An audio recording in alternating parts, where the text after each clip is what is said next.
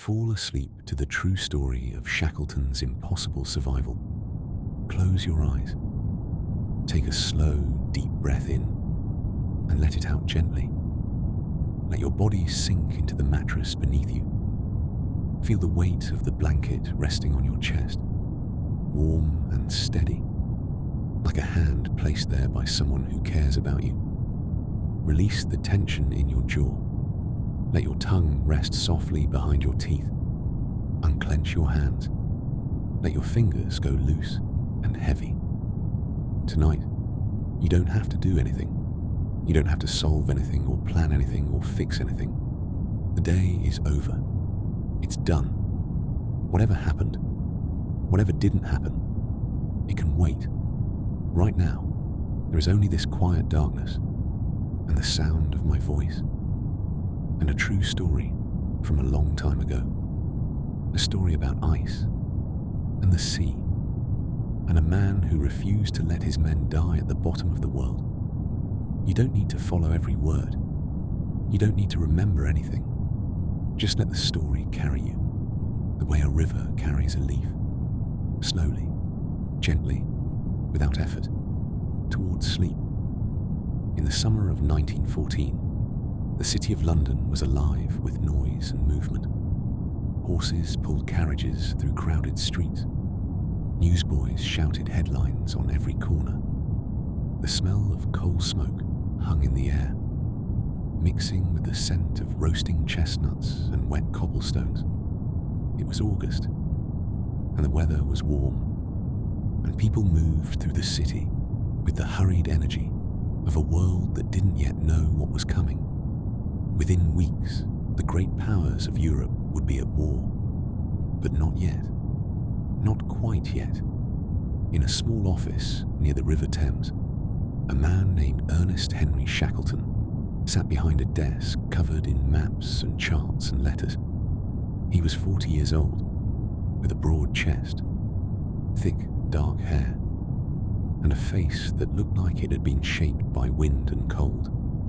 His eyes were deep set and intense, the kind of eyes that looked at you as if they were measuring something, calculating the distance between where you were and where you needed to be. Shackleton was an explorer. He had been born in County Kildare, Ireland, in 1874, the second of 10 children. His father was a farmer who later became a doctor, and young Ernest had grown up restless, always looking toward the horizon, always wanting to see what was on the other side. At 16, he had joined the Merchant Navy. By 20, he had sailed around the world. By 30, he had been to Antarctica for the first time as a member of Robert Falcon Scott's Discovery Expedition in 1902. That journey had nearly killed him. He had developed scurvy and a persistent cough that the doctors said was related to his heart. Scott had sent him home early, which Shackleton considered the greatest humiliation of his life. But humiliation, for a man like Shackleton, was not a destination. It was fuel. He returned to Antarctica in 1907, leading his own expedition this time, aboard a ship called the Nimrod. He and 3 companions marched south across the ice shelf, dragging their sledges behind them, pushing deeper into the frozen continent than any human being had ever gone. They came within 97 nautical miles of the South Pole. 97 miles. Close enough to taste it. Close enough to see, in his imagination, the featureless white plain where the bottom of the world's axis met the ice. But the food was running out, and the men were exhausted, and Shackleton made the decision that would define him for the rest of his life. He turned back. He later told his wife, Emily, "I thought you'd rather have a live donkey than a dead lion." She reportedly replied, "Yes, darling, of course. But next time, please, just get to the pole." He never did. By the time he was ready to try again, The Norwegian explorer Roald Amundsen had already reached the South Pole in December of 1911, and Robert Scott had arrived a month later, only to die on the return journey. The pole was claimed. The race was over. But Shackleton was not a man who accepted the end of anything. If the pole was taken, then he would find another goal, a bigger one, a more impossible one. He would cross the entire Antarctic continent on foot, from the Weddell Sea on one side, across the pole, to the Ross Sea on the other. 1,800 miles of ice and wind and emptiness. No one had ever attempted it. No one had ever been foolish enough to try. He called it the Imperial Trans-Antarctic Expedition. He secured funding from private donors and the British government. He purchased a ship, a sturdy 3-masted barkentine that had been built in a Norwegian shipyard, her hull made of oak and Norwegian fir, reinforced with layer upon layer of wood, and sheathed in a skin of greenheart, one of the hardest timbers in the world. The hull was over 4 feet thick in some places. She had been designed to survive the crushing pressure of polar ice. Her original name was Polaris, but Shackleton renamed her Endurance, after his family motto. By endurance, we conquer. He placed an advertisement in the London newspapers. The exact wording has been lost to history, though a popular version, possibly embellished over the decades, reads something like this: men wanted for hazardous journey, low wages, bitter cold, long hours of complete darkness, constant danger, safe return doubtful, honor and recognition in case of success. More than 5,000 men applied. Shackleton selected 27. He chose them not only for their skills, which were considerable, but for their temperament. He wanted men who could endure boredom as well as danger, men who could laugh when things were bad, men who would not crack under the unbearable weight of waiting. There was Frank Worsley, the captain, a New Zealander with an extraordinary gift for navigation and a disposition so cheerful it bordered on the absurd. There was Tom Crean, an Irishman from County Kerry, who had been to Antarctica twice before, and who possessed a physical toughness that seemed almost supernatural. There was Frank Wild, Shackleton's second in command, a quiet, steady man who had been at Shackleton's side on the Nimrod expedition, and who would have followed him into the mouth of a volcano without hesitation. There was Harry McNish, the carpenter, a skilled and cantankerous Scotsman who could build or fix almost anything with his hands. There was Reginald James, the physicist, Leonard Hussey, the meteorologist, who played the banjo, Thomas Audleys, the motor expert, who was afraid of almost everything, but who never let his fear stop him. There was the cook, Charles Green, and the surgeons, Alexander Macklin and James McElroy. There were the sailors and the stokers and the dog handlers, and there were the dogs themselves. 69 Canadian sledge dogs who barked and snarled and wagged their tails and had no idea where they were going. On the 1st of August, 1914, the Endurance sailed from Plymouth, England. On that same day, Germany declared war on Russia, and the world began to tear itself apart.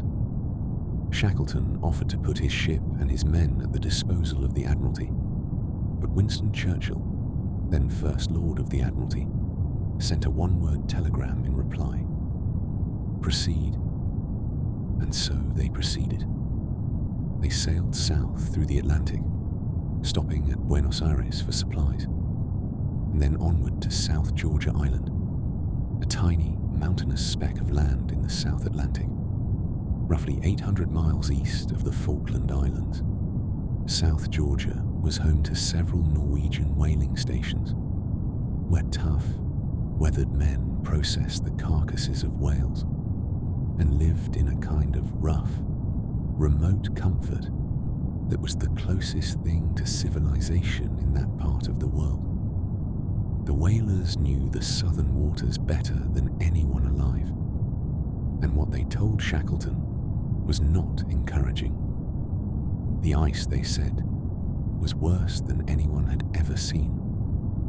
The pack ice in the Weddell Sea had pushed further north than usual, forming a dense, impenetrable barrier hundreds of miles wide.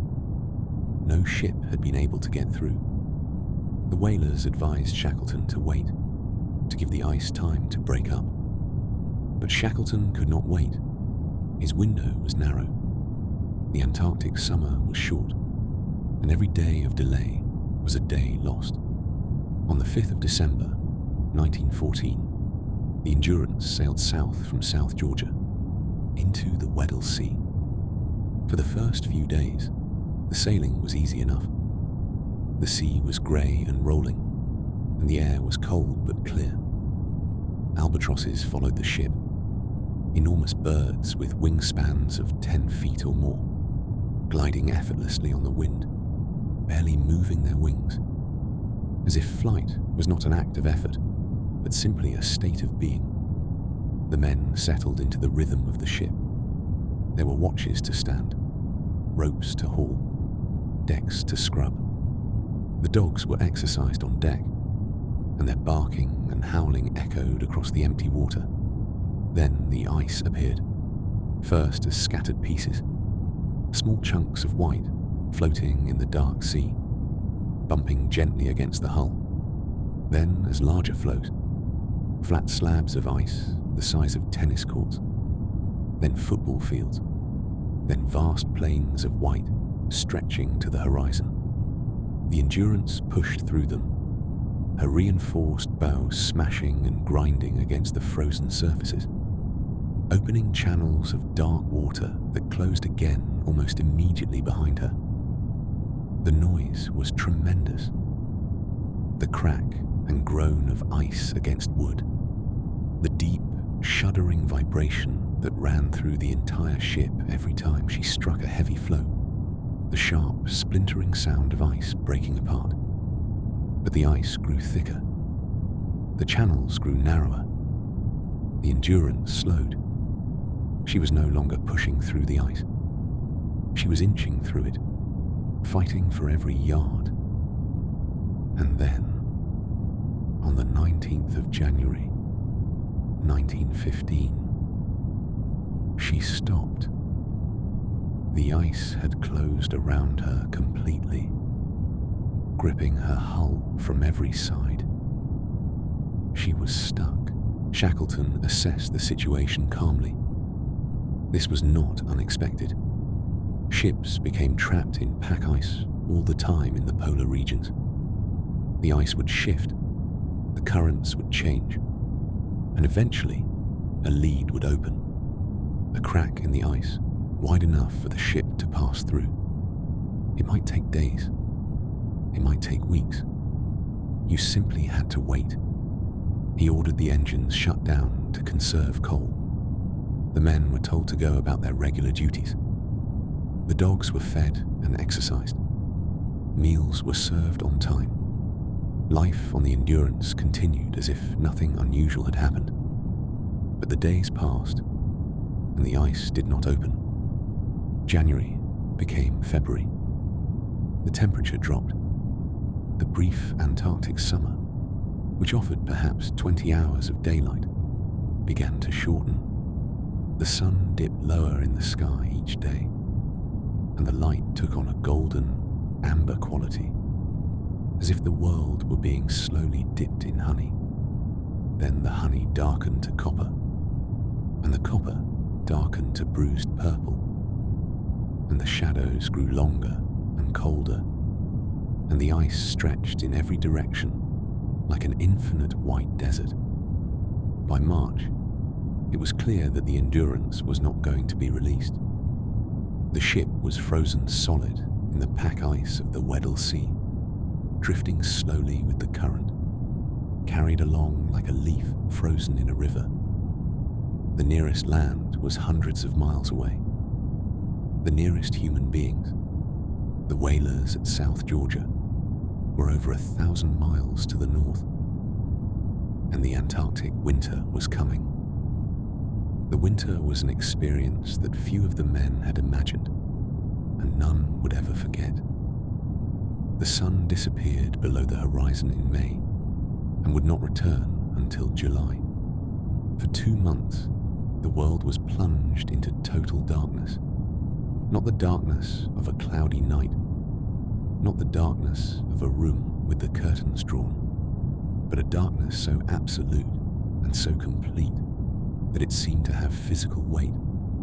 It pressed against the eyes, against the skin, against the mind. It crept into the ship, through every crack and gap, and settled over the men like a suffocating blanket.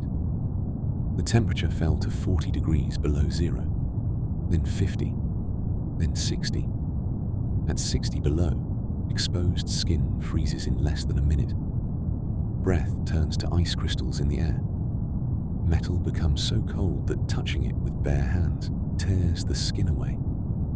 The men could hear their own breath crackling as the moisture froze. A faint, delicate sound, like the rustling of tiny glass beads. The ice around the ship was not silent. It groaned and rumbled and shrieked, a constant symphony of noise that the men could never quite get used to.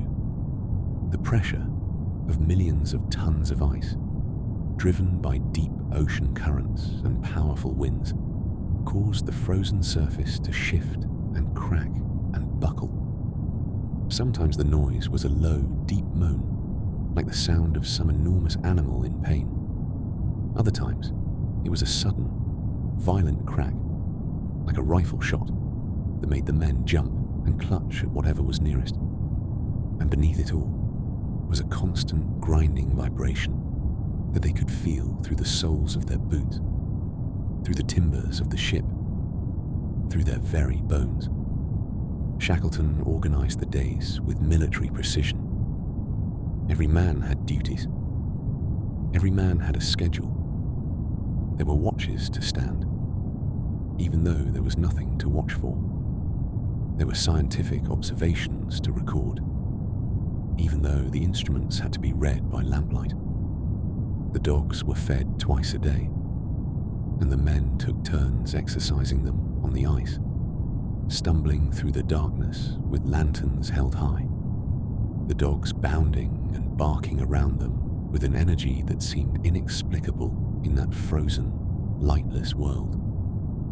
In the evenings, the men gathered in the small, cramped space they called the Ritz, which was really just the area between the fore and aft cabins that had been converted into a communal living space. They played cards. They played chess. They read books from the ship's small library, passing the same volumes from hand to hand until the pages were soft and dog-eared. Hussey played his banjo, and the men sang along. Old songs from home, music hall tunes and hymns and sea shanties, their voices rising and falling in the lamplight while the darkness pressed against the walls outside. They put on theatrical performances.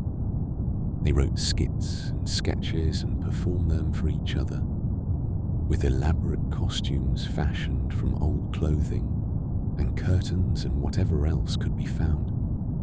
The men who played female roles stuffed their shirts with rags and wore mops on their heads for wigs, and the audience howled with laughter, genuine, wholehearted, belly-shaking laughter that echoed through the ship and out into the frozen night. Shackleton encouraged all of it. He understood, instinctively and from hard experience, that the greatest danger they faced was not the cold or the hunger or the ice. It was despair. It was the slow, creeping darkness of the mind, the gradual erosion of hope and purpose, and the will to go on. A man who is busy does not despair. A man who is laughing does not despair. A man who feels that he belongs to a group, that he is needed and valued and connected to others, does not despair. And so Shackleton kept them busy. He kept them laughing. He kept them connected. He made a point of visiting every man every day. He would sit with them in their bunks, ask about their families, their homes, their lives before the expedition. He remembered the details. He remembered that one man's wife was expecting their first child. He remembered that another man's mother had been ill when they left England. He remembered birthdays and anniversaries and the names of children he had never met. He was not performing kindness. He was practicing it deliberately and consistently because he understood that in a place like this, in a situation like this, kindness was not a luxury. It was a survival tool. The months passed. The darkness lifted. Slowly, reluctantly. In July, the first faint glow appeared on the northern horizon. A pale line of grey light that lasted only a few minutes before fading back into black. But each day the glow lasted a little longer, and it grew a little brighter. And by August there were several hours of dim grey twilight, enough to see the ice stretching away in every direction, flat and featureless, and seemingly infinite. The men hoped that the return of the light would bring a change in the ice, that the summer sun would soften the frozen surface and open leads that the Endurance could escape through. But the ice did not soften. It hardened. The pressure that had been building all winter, the slow, relentless squeezing of millions of tons of frozen seawater, driven by currents deep beneath the surface, began to increase. The Endurance started to make noises. Not the familiar creaking and groaning of a wooden ship at sea, but new sounds, alarming sounds, deep, shuddering booms that resonated through the hull, sharp cracks that sounded like explosions. The timbers of the ship began to bend, visibly, the thick oak planks of the hull flexing inward under the pressure. Seams that had been caulked and sealed began to open, and thin streams of water trickled into the hold. The men worked the pumps constantly, trying to keep the water at bay. McNish, the carpenter, moved through the ship with his tools, patching leaks, reinforcing weak points, shoring up bulkheads with whatever timber he could find. But the pressure kept building. It was like trying to hold back a river with your hands. You could slow it, but you could not stop it. On the 24th of October, the ice delivered a blow that shook the entire ship. The stern was lifted clear of the frozen surface, and the rudder and the sternpost were torn away. Water poured in through the gaping hole. The men pumped and bailed frantically, but it was no use. The sea was coming in faster than they could get it out. On the 27th of October, 1915, Shackleton gave the order to abandon ship. The men gathered what they could carry: food, clothing, sleeping bags, tools, the 3 lifeboats, ammunition, and a few personal items. They lowered everything onto the ice and climbed over the rail for the last time. They stood there, 28 men, on the frozen surface of the Weddell Sea, and watched as the ice continued its slow destruction of their ship. The Endurance did not die quickly. Over the following weeks, the pressure continued to crush her, snapping her mast, splitting her decks, pushing her hull inward until the timbers splintered and broke. The sound was terrible, a constant groaning and cracking that went on day and night, as if the ship were being tortured. On the 21st of November, the wreckage of the Endurance finally slipped beneath the ice, and disappeared into the black water of the Weddell Sea. She sank in over 10,000 feet of water, settling on the ocean floor in the cold and the darkness, where she would remain undisturbed for more than a century. Shackleton watched her go. He stood very still, his hands at his sides, his face expressionless. Then he turned to his men, and his voice was calm and steady. "Ship and stores have gone," he said. "So now we'll go home." The men set up camp on the ice. They pitched their tents on the frozen surface and arranged the supplies and the lifeboats around them in a rough circle. They called it Ocean Camp. The ice beneath them was not solid ground.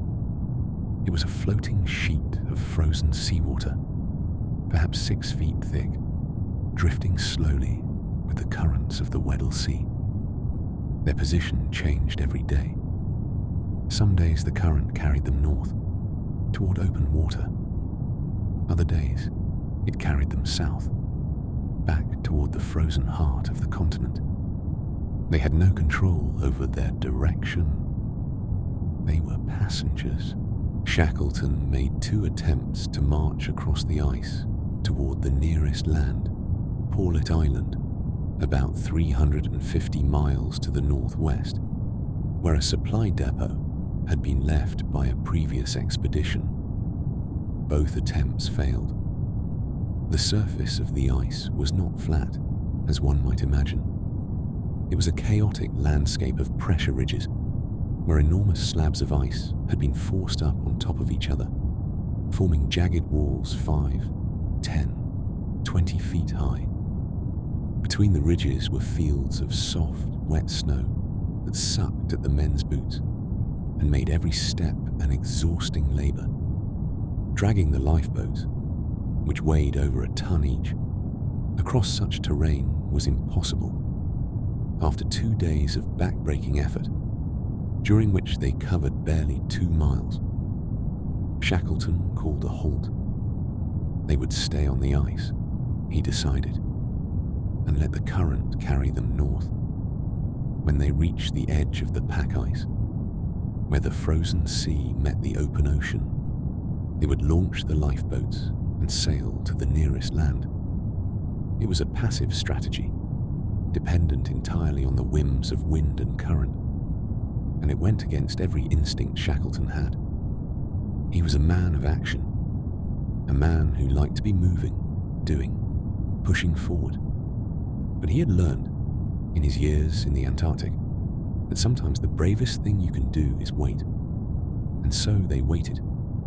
They waited through November and December and January and February and March. 5 months, camped on a drifting sheet of ice in the middle of the Weddell Sea. The routine of their days was simple and unchanging. They woke at 7, ate breakfast, which was usually a thick, greasy porridge made from ground-up sledging rations, and then attended to their duties. The sailors maintained the lifeboats and the equipment. The scientists took meteorological and oceanographic observations. The dog handlers fed and exercised the dogs. Everyone took turns standing watch, scanning the horizon for any sign of open water. The food situation was manageable, but grim. They had salvaged a reasonable supply of flour, sugar, tea, and dried milk from the Endurance before she sank, and they supplemented this with seal and penguin meat, which was plentiful. The seals were enormous, sleek, blubbery animals that lay on the ice in groups, basking in the pale sunlight with the lazy contentment of creatures that had no natural predators. The penguins were curious and fearless, waddling up to the camp air and peering at the men with their bright, inquisitive eyes, apparently unaware that they were being assessed as potential dinners. The seal meat was dark and oily and had a strong, fishy taste that most of the men found unpleasant at first, but eventually grew accustomed to. The penguin meat was slightly better, leaner and milder, though still unmistakably the flesh of a seabird. Green, the cook, did his best to make the meals palatable, boiling the meat into stews and mixing it with whatever seasonings and ingredients he had available. He was a resourceful and cheerful man, and the men were grateful for his efforts, even when the results were less than appetizing. As the weeks turned into months, the ice beneath them began to change. The Antarctic summer was warming the frozen surface, softening it, weakening it. Cracks appeared, thin, dark lines that ran across the white surface like veins. Some of the cracks were narrow enough to step over. Others were wide enough to swallow a man. The floe they were camped on, which had once been a solid, stable platform several miles across, was slowly breaking apart. The dogs were the first to sense the danger. They became restless, pacing and whining and pulling at their tethers. One night, a crack opened directly through the middle of the camp, splitting the ice between two of the tents. The men scrambled out of their sleeping bags and rushed to move the supplies and the boats to the larger portion of the floe. In the confusion, one of the dog teams nearly fell into the water. The situation was becoming untenable. The floe was shrinking. The cracks were multiplying. It was only a matter of time before the ice broke apart completely, and the men would be plunged into the freezing water of the Weddell Sea, where survival was measured in minutes.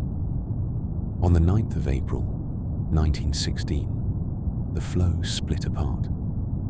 Shackleton gave the order to launch the boats. The men dragged the 3 lifeboats to the edge of the ice, loaded them with supplies, and pushed off into the open sea for the first time in over a year. The boats were the James Caird, the Dudley Docker, and the Stancomb Wills, named after the expedition's financial backers. They were sturdy whaling boats, but they were small, barely 20 feet long, and they were loaded far beyond their intended capacity. Each boat carried 9 or 10 men, plus food, water, sleeping bags and equipment. The freeboard, the distance between the waterline and the top of the gunwale, was only a few inches. Even a moderate wave could swamp them. Shackleton's destination was Elephant Island, a small mountainous island at the northern tip of the Antarctic Peninsula, about 60 miles to the north. 60 miles of open ocean, in 3 overloaded lifeboats, in water that was barely above freezing, surrounded by floating ice. The journey took 7 days, and every one of those days was a nightmare. The waves were enormous, grey-green walls of water that rose and fell with a slow, terrible rhythm. The boats climbed up the face of each wave, hung for a sickening moment at the crest, and then plunged down into the trough on the other side. Spray flew constantly, soaking the men and everything in the boat. The water was so cold that it numbed the skin on contact, and the spray froze almost instantly on the men's clothing and on the boats themselves, adding weight that made them ride even lower in the water. The men could not sleep. The boats were too small, too crowded, too wet. They sat hunched in their places, knees drawn up to their chest, shivering uncontrollably, their hands and feet completely numb. Some of the men developed frostbite, their fingers and toes turning white, and then black as the tissue died. Others became delirious with cold and exhaustion, their minds slipping away into confused, rambling hallucinations. They drank water that was brackish and foul, melted from ice that had been contaminated with seawater. They ate cold rations, hard biscuits and tinned meat that they could barely chew with their frozen jaws. There was no way to cook, no way to make tea or cocoa, no way to warm themselves. They simply endured. On the 15th of April, after 7 days at sea, they spotted the dark, jagged outline of Elephant Island rising from the water. The men stared at it with hollow, disbelieving eyes. Some of them wept. They had not stood on solid ground in 497 days. The landing was difficult. The coast of Elephant Island was a forbidding wall of cliffs and glaciers, battered by heavy surf. They found a narrow beach of rocks and shingle on the northern shore, barely wide enough to pull the boats up on, and they staggered ashore.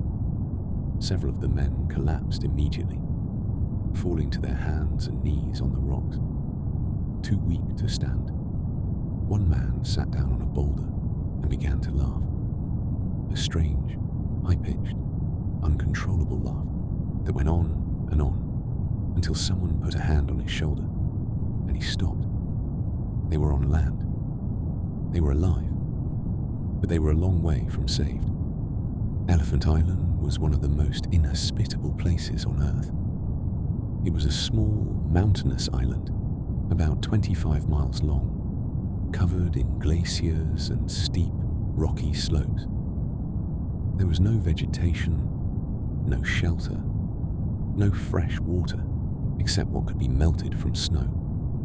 The weather was atrocious, a constant barrage of wind, rain, sleet, and snow that battered the island from every direction. And it was far from any shipping lane. No ship would come to Elephant Island by chance. No one would find them here. Shackleton knew this. He had known it since before they landed. And so, within a few days of reaching the island, he announced his plan.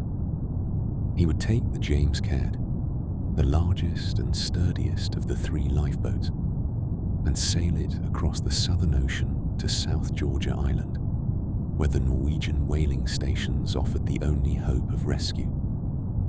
The distance was 800 miles. The Southern Ocean, the vast body of water that encircles Antarctica, is the most violent ocean on Earth. The winds blow from the west with almost unceasing fury, driving waves that travel around the globe unimpeded by any landmass, building in size and power until they become the legendary Cape Horn rollers, mountains of water, 60, 70, sometimes 80 feet high. The water temperature hovers just above freezing. Storms are frequent, sudden, and savage. No sane sailor would attempt to cross the Southern Ocean in a 22-foot open boat. But sanity was a luxury that Shackleton could no longer afford. McNish, the carpenter, went to work on the James Caird. He raised her sides with salvaged timber, increasing the freeboard by about 18 inches.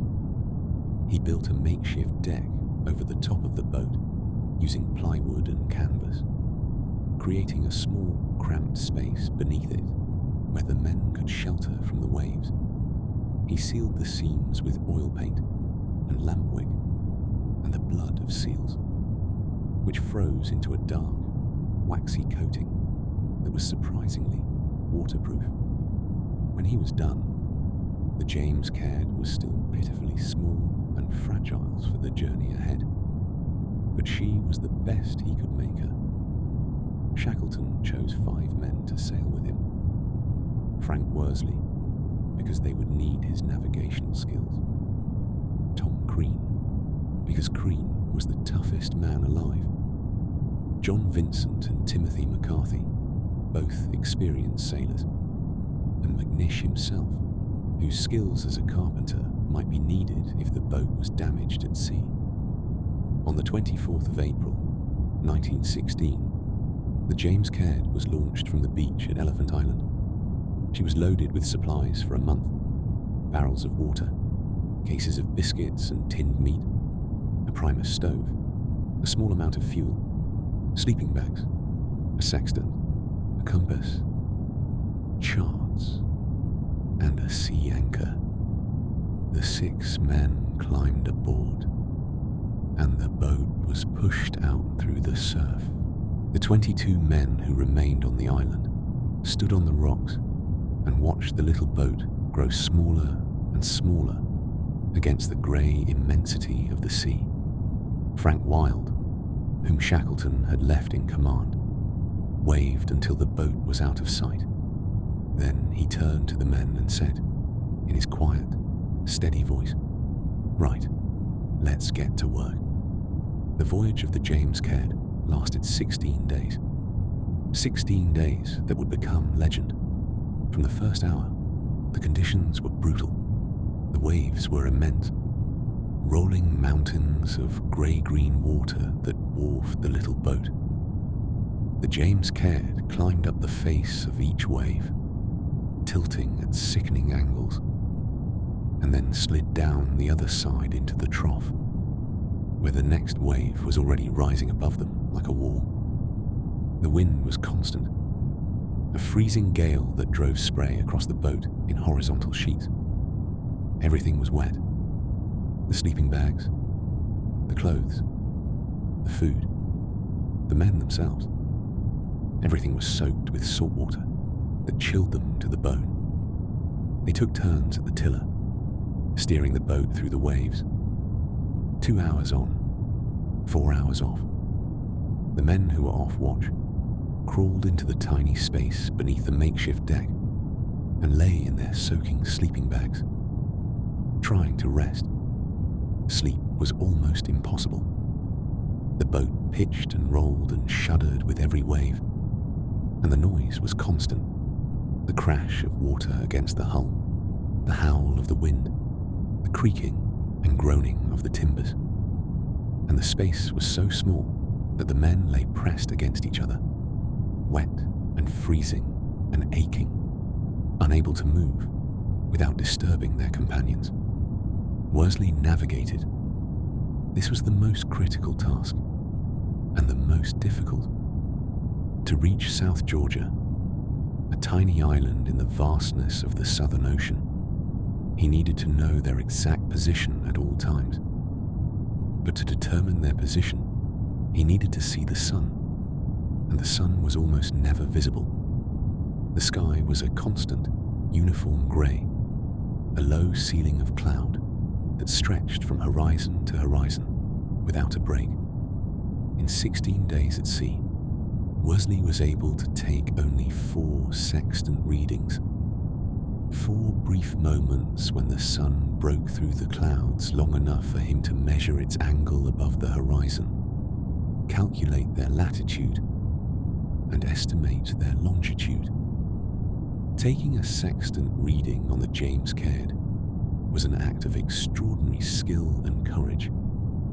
Worsley had to stand in the stern of the pitching, rolling boat, bracing himself against the gunwale with his legs, holding the sextant to his eye with one hand, while the other hand gripped the boat. He had to time his reading for the exact moment when the boat was on the crest of a wave, when the horizon was visible, and then capture the angle of the sun before the boat dropped back into the trough. One mistake, one misreading, 1 degree of error, and they would miss South Georgia entirely. They would sail past it and out into the empty Atlantic, where there was nothing between them and Africa, 3,000 miles to the northeast. The days blurred together. The cold was unrelenting. The men's hands were raw and bleeding from handling the ropes and the tiller. Their lips were cracked and swollen from the salt. Their joints ached from the constant dampness. Saltwater boils erupted on their wrists and thighs and buttocks. Painful, weeping sores that rubbed against their wet clothing with every movement of the boat. They ate cold rations when they could, and occasionally, when the seas were calm enough to light the Primus stove without setting the boat on fire, they made hot milk or cocoa, passing the single cup from hand to hand. each man savouring the warmth of it on his cracked lips and frozen tongue. Those moments of warmth were indescribable. A cup of hot cocoa, in those conditions, was not a beverage. It was a lifeline. On the 5th of May, the 11th day at sea, they sailed into a storm that was unlike anything any of them had ever experienced. The wind rose to hurricane force, and the waves grew to monstrous proportions, towering cliffs of water that blotted out the sky. Shackleton was at the tiller when he looked up and saw what he thought was a break in the clouds, a line of pale light on the horizon. Then he realized it was not a cloud. It was the crest of a wave, the largest wave he had ever seen in 30 years at sea. He shouted a warning, but there was no time. The wave broke over the James Caird with a force that drove the boat beneath the surface. For several seconds, the men were completely submerged, clinging to the boat, their lungs burning, their bodies tumbling in the churning water.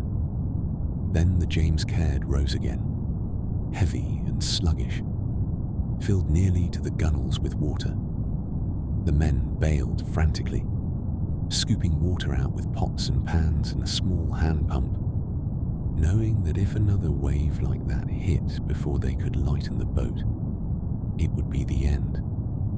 It took them over an hour to bail the boat dry enough to sail.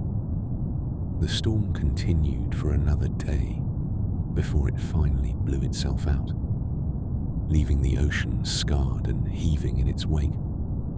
On the 8th of May, the 14th day at sea, Worsley took his 4th and final sextant reading. He calculated that they were approximately 80 miles from South Georgia. They were close. Unbelievably, impossibly close. After 14 days in an open boat on the Southern Ocean, navigating by 4 brief glimpses of the sun, they were within striking distance of a tiny island in the middle of one of the most remote stretches of ocean on the planet. On the 10th of May, they spotted the coast of South Georgia. The cliffs rose from the sea like a dark wall, topped with snow and ice, fringed with white surf. They could see tufts of green grass growing on the lower slopes, the first vegetation they had seen in over a year. They could smell the land, a rich, earthy scent of soil, and growing things that brought tears to their eyes. But they could not land. The wind was driving them toward a coast of jagged rocks and pounding surf. To attempt a landing, there would be suicide. They spent another agonizing day battling the wind and the current, fighting to keep the boat off the rocks, searching desperately for a safe harbor. Finally, they found a small cove on the southern coast, sheltered from the worst of the wind, and they dragged the James Caird ashore. They were on South Georgia. They had sailed 800 miles across the Southern Ocean in a 22-foot boat in 16 days, and they had arrived. Worsley's navigation had been perfect.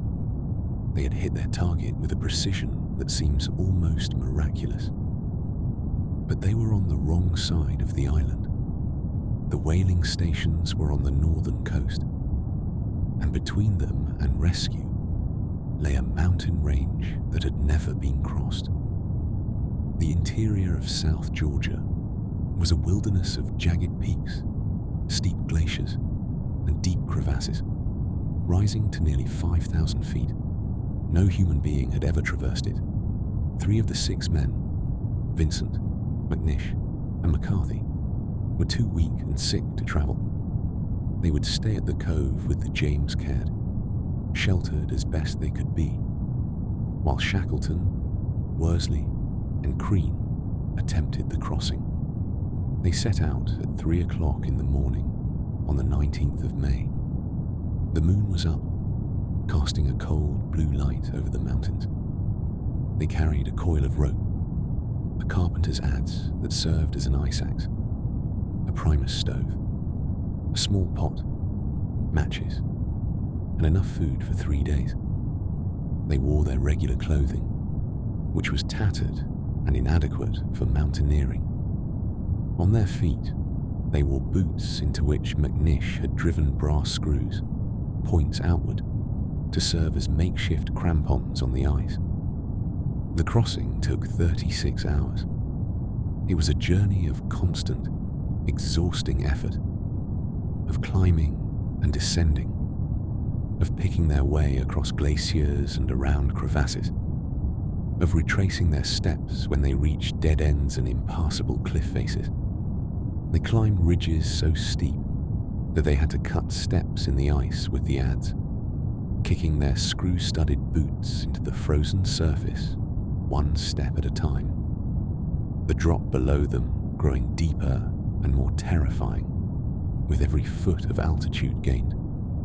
They crossed glaciers that were seamed with hidden crevasses, narrow cracks in the ice that could be covered by a thin bridge of snow, invisible until you stepped on it and fell through. They roped themselves together so that if one man fell, the other two could hold him. They tested each step before committing their weight, probing the snow ahead of them with the adze, listening for the hollow sound that indicated a crevasse beneath. At one point, late in the afternoon, they found themselves at the top of a steep ridge, with a fog rolling in and the temperature dropping rapidly. Below them was a long, steep slope that disappeared into the mist. They could not see the bottom. They could not tell if the slope ended in a gentle runout or a cliff, but they could not stay where they were. The cold was closing in, and they had no shelter, no sleeping bags, nothing but their tattered clothing between them and the Antarctic night. Shackleton coiled the rope into a flat spiral, like a toboggan. The three men sat down on it, one behind the other. Shackleton in front, Crean in the middle, Worsley in the back. Then they pushed off.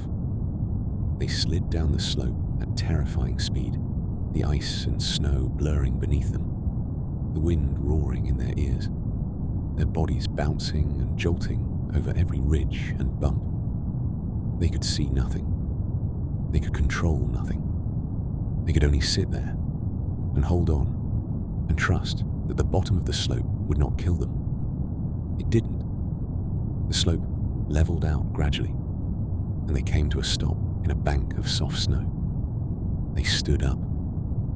They brushed the snow from their clothes, and then they began to laugh. All three of them, standing there in the freezing fog on a mountainside, at the bottom of the world, laughing like boys who had just gone down a slide in a playground. They walked through the night. At 3 o'clock in the morning on the 20th of May, they heard a sound that stopped them in their tracks. A steam whistle. The morning whistle at the Stromness whaling station, calling the men to work. It was the first sound from the outside world they had heard in 17 months. They followed the sound down the mountain. At 6:30 in the morning, they walked into the whaling station. The first people they encountered were two young boys who took one look at these three apparitions, these filthy, ragged, hollow-eyed men with matted beards and wild hair, and clothes that were barely more than rags, and ran away screaming. Then the station foreman came out.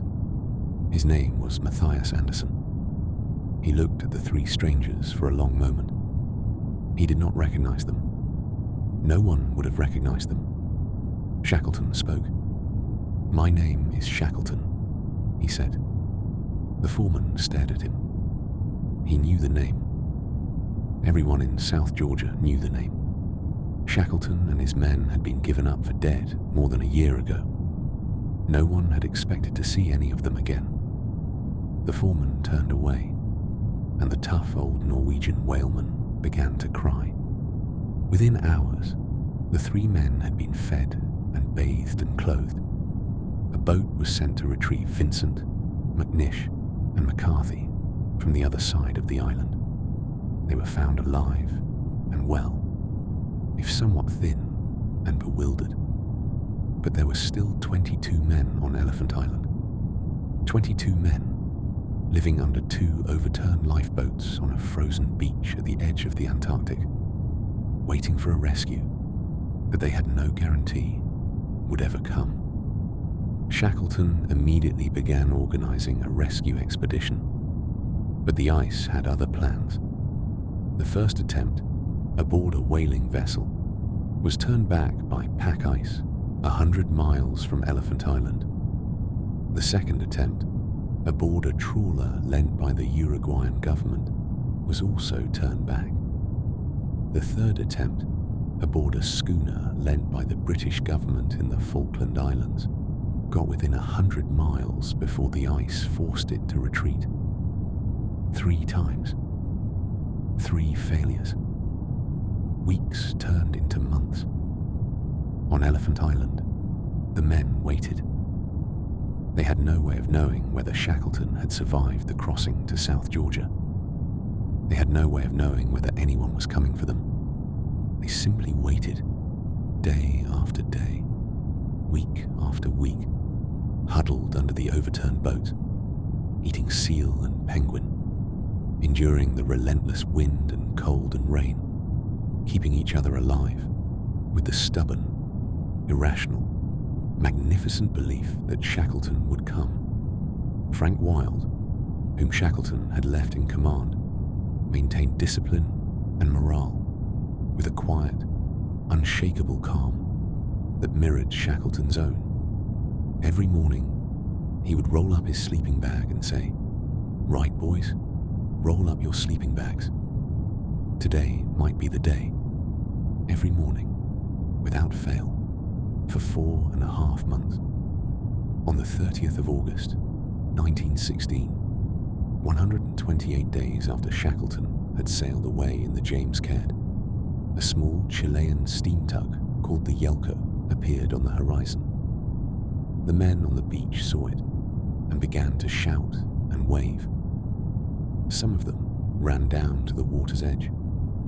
Others simply stood where they were, unable to move, unable to believe what they were seeing.